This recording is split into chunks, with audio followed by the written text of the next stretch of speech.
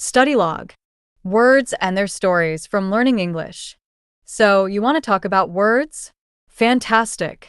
Because today we're diving into one that seems simple on the surface, but actually has a lot more going on than you might think. It's relatively. Now, relatively is an adverb, meaning it describes something else. At its core, it means compared to or in comparison. It's all about showing how something stands in relation to something else, rather than making a statement that's absolute. Think of it this way. If you say a book is relatively cheap, you don't mean it's the cheapest book ever. You just mean it's cheaper compared to other books. It doesn't change form like verbs do. No tense shifts here. But it works really well with adjectives and other adverbs to add a bit of nuance. You'll hear relatively pop up all the time, often modifying words to soften a statement or provide context. For example, you might say something is relatively easy, like, the exam was relatively easy compared to last year's. Or maybe describe something as relatively new. This technology is relatively new in the market. Or even relatively small, like describing a charming little town.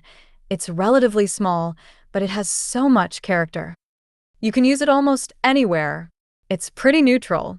You could drop it into a formal report saying something like, the results are relatively consistent, or just casually say, this coffee is relatively good. Sometimes, using relatively even adds a touch of optimism, like if you want to reassure someone, relatively speaking, the situation is under control. It's a way of being objective and avoiding sounding overly dramatic.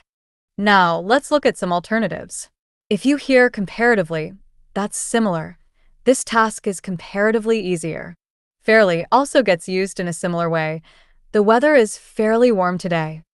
But remember, relatively really emphasizes the comparison aspect. On the other hand, if you want to be absolute, you might say something is absolutely or completely something like, this is absolutely the best solution. A common mistake people make is putting relatively all by itself at the beginning of a sentence. You'll see people write things like, relatively, the project was successful. That's not quite right.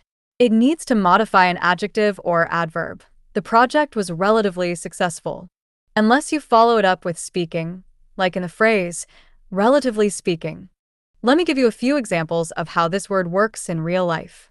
Imagine you're chatting with a friend about a movie and want to say it wasn't amazing, but not terrible. I found the movie relatively entertaining, though it wasn't the best I've seen.